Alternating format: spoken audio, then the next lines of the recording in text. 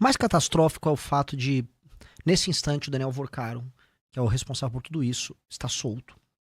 E não apenas está solto, ele estava negociando, e foi agora, porque o André Mendonça, que agora está com o caso no lugar do Toffoli, ele negou a oitiva lá na CPI do Daniel Vorcaro, na CPI do INSS. E aí muita gente, ele tá no jogo. Não é, ele negou porque o Daniel Vorcaro queria ir de jatinho. Então, o cara, o Brasil tá tão perdido, o Brasil tá tão acabado, que o Daniel Vorcaro, o pivô desse escândalo, que é um escândalo em que ele comprou a República toda, ele estava tentando decidir se ele iria ou não iria numa CPI de jatinho. Com o jatinho dele. A minha pergunta é, como é que esse cara tem um jatinho? Não, como é que... Isso não é um deboche? Acho que a palavra é deboche. Óbvio que é deboche. É cara de pau. Agora, ele tá solto. Ele tá solto, o Daniel Vorcaro. Todo mundo sabe, assim, ele comprou a República inteira. O escândalo, assim, eu vim hoje, assim, pronto pra entrar em detalhes, em minutos. O escândalo é muito complexo.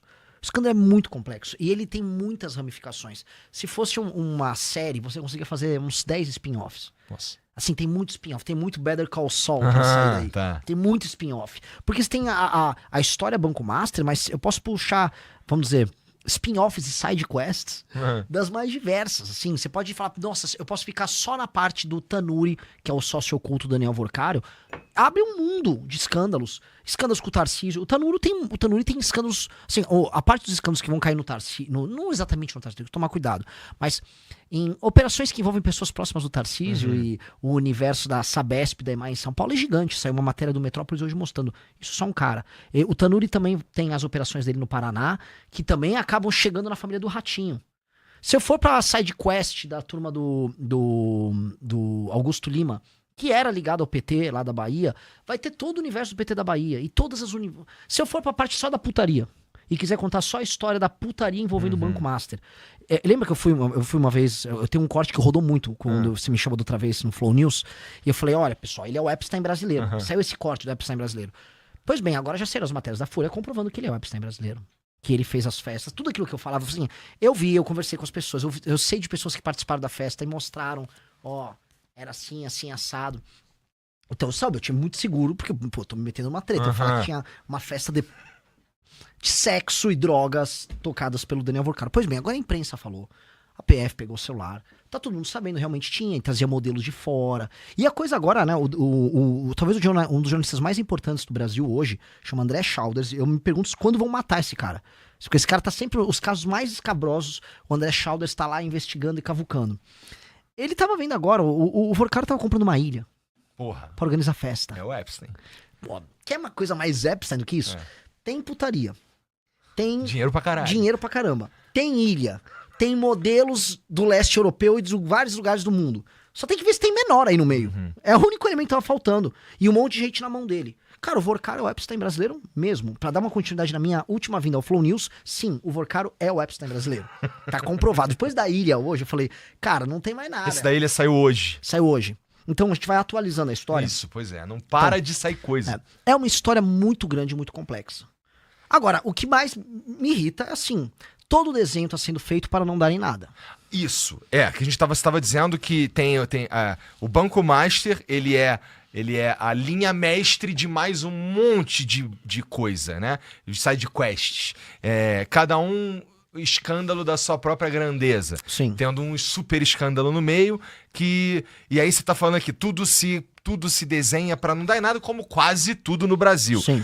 Por outro lado, se a gente não deixar não dar em nada, e eu não sei como a gente faria isso, não sei como, de repente falando pra caralho, enchendo o saco, sei lá, não é uma puta oportunidade de dar uma saneada maneira? Mas a gente tem lei pra dar uma saneada maneira? Não. Então não vai acontecer nada. Não tem prisão em segunda instância. Acabaram com a prisão em segunda instância, que é o que garantia que, vamos dizer, um cara que era preso, e aí ele era julgado pelo desembargador, não, mantém ele preso. Aí ele ficava preso oficialmente. No Brasil não tem mais. O cara pode ficar apelando pro STJ, pro STF. Aí um cara que tá envolvido num escândalo político e que tem contatos políticos vai parar no STF e adivinha, nada acontece. Ainda mais quando a gente vê, como o caso do Toffoli, que é muito claro, e depois o caso do Alexandre de Moraes, que também é muito claro, que, né, essas relações chegaram até o STF. Nossa, pra mim essa é a parte que mais incomoda. Porque chegou, assim, é inegável que chegou. É inegável que chegou. Falar que o Toffoli não tinha relação com isso é falar que assim, pô, é todo mundo retardado. Só que todo mundo tem que ter cuidado pra falar, Porque já, sei lá, derrubam minhas redes, eu vou preso. É. Porque todo mundo sabe que a gente vive num estado policialesco. E é um estado policialesco corrupto. Porque a gente tinha, sei lá, a União Soviética era policialesco, a Alemanha Oriental policialesco. Beleza, tivemos muitos regimes policialescos. O nosso é um regime clepto-policialesco. É maluco, cara. É maluco. E o problema desse escândalo, e aí entra um outro elemento que, assim, ajuda muito a não dar em nada. Você tem uma parte do escândalo que envolve a direita, com a turma que aconteceu dentro do governo Bolsonaro, e assim, bolsonaristas estão aqui no chat, vocês não podem negar que o crescimento do Banco Master aconteceu exatamente durante o governo Bolsonaro.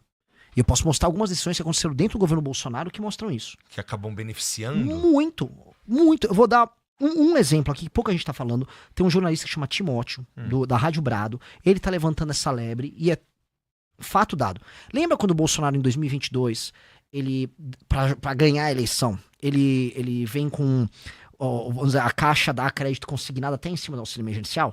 Tipo, a gente já falou de crédito consignado. Foi dado uma operação de crédito consignado em cima do auxílio emergencial que as pessoas tinham pra, né, encher de dinheiro. As pessoas pegavam esse crédito, tacavam dinheiro na economia e rodava. Esse decreto, todo mundo só falou em cima do auxílio emergencial. O cara que tocou isso, que é o João Roma, né, que é um cara do PL, da Bahia, esse cara que foi o responsável pelo decreto. Esse decreto não afetava só isso, ele permitia que em bancos e empresas que faziam essas operações de consignado fizessem outras operações com outros produtos, financeiros. Um dos mais beneficiados com isso foi o Credit Sexta. E o Credit Sexta foi o produto que deu origem ao Banco Master. O escândalo do Banco Master começa com o escândalo do Credit Sexta, tocado por um sujeito que chamava Augusto Lima, que trabalhava na Bahia, no governo, não sei se foi do Jacques Wagner ou do Rui Costa, mas um dos governos do PT da Bahia, e ele sai da Bahia com esse produto do Credit Sexta, e aí ele vai parar com a turma do Banco Master. Tanto que ele depois está associado ao Banco Master, quando o Banco Master já viu que ia dar, né, o que deu, lá pro meio do ano passado, acho que julho, ele cria, tem um outro banco, é o Banco Pleno, e autorizam que ele faça uma cisão do Banco Master com esse Banco Pleno, com ele levando ativos desse Banco Master com esse Banco Pleno, claramente tentando salvar uma parte que importava do Banco Master, e durante 7 meses ele ficou lá, vamos dizer, com esse banco, talvez tentando vender ativos desesperadamente, e aí agora o Banco Pleno foi liquidado. Como é que deixaram isso acontecer? Isso agora no governo Lula, mas o que permitiu esse grande salto envolvendo o Credit Sexta foi decisões que foram tomadas no governo Bolsonaro também. João Roma, tem que dar o nome aos bois. E o João Roma saiu, quando ele saiu do governo que ele foi concorrer pra governador da Bahia, ficou um cara lá da Bahia que era ligado à turma do Credit Sexta. No governo Bolsonaro. Entendi. Agora, se for pro governo do Lula, ou se for pro PT como um todo, o escândalo do Banco Master, o primeiro produto financeiro malandro que ajudou a inflar os balanços do Banco Master era o programa Credit Sexta da Bahia, que surge na Bahia, no governo do PT, surge enquanto malandragem, tinha muitas fraudes, igual o escândalo do INSS, tinha muita fraude, e eles operaram isso e inflaram os ativos do Banco Master para o Banco Master depois emitir aqueles CDBs que eles pagavam acima do mercado. Ou seja, o escândalo você vai pegar, ele é ecumênico. Ele vai, tem a parte conservadora, tem a parte comunista, tem centrão, tem rico, tem pobre, tem gente do Nordeste, tem do Sul, tem todo mundo. Então como ele pega todo mundo, por isso que eu falo, tem muita sidequest. Se a gente ficar só na parte do PT aqui, é bizarro. O PT, assim, o maior estado do PT historicamente é São Paulo. O segundo é a Bahia. O PT da Bahia, ele está muito envolvido e o PT pode ser destruído na Bahia, porque basicamente o escândalo começa lá. E é escandaloso, e é por causa desse produto Credit Sexta.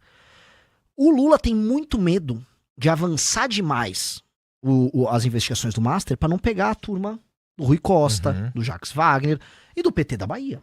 O PT, ele pode ser ferido de morte nesse escândalo. Mesmo, assim, sem susto. E parte da direita, porque muitas coisas acontecem durante o governo Bolsonaro e outras coisas acontecem já durante o governo Tarcísio, que é o envolvimento do Nelson Tanuri, que é o sócio oculto do Banco Master, do Vorcaro. E o Nelson Tanuri, ele numa privatização que houve aqui em São Paulo, ele, através de um fundo que ele montou, chamado Fênix, ele compra a EMAI. Ele compra ou ele teria comprado? Não, formalmente ele comprou a EMAI. Tá bom. Ele emitiu debêntures e colocou garantias. As garantias que ele usou foram as garantias da Ambipar, que era uma empresa quebrada que estava em recuperação judicial. Curiosamente, o cara que estava na Ambipar é um cara que estava numa outra empresa, agora não me veio um nome, não sei se é Horizonte, é uma outra empresa que comprou a Sabesp, que também foi privatizada.